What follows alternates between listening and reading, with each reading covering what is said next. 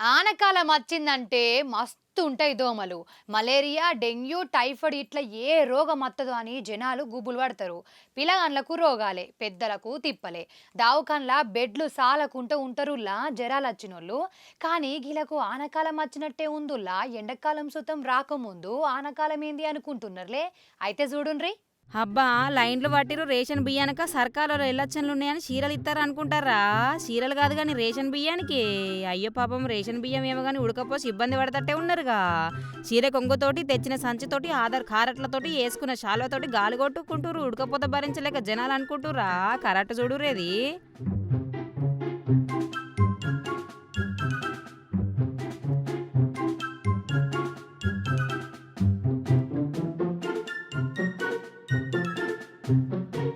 Ration బియ్యానికి పోయిన జనాలు గాలి గాదు కొట్టుకుంది. దోమలు కొట్టుకుంటారు లైన్‌లో నిలబడి.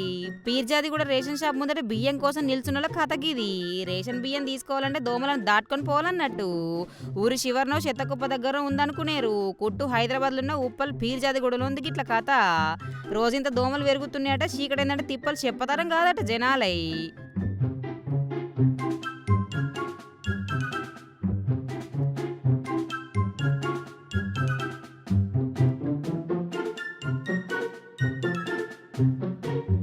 ఇక ఆనకాలం అత్తే పెరుగుతాయి దోమలు. నీళ్లు నిలిచినా కుండల బువ్వ ఖరాబై నీళ్ళొచ్చినా చెత్త తయారైన కుప్పలు నిండిన నాలలు నిలిచినా దోమలు నిండుతున్నాయి.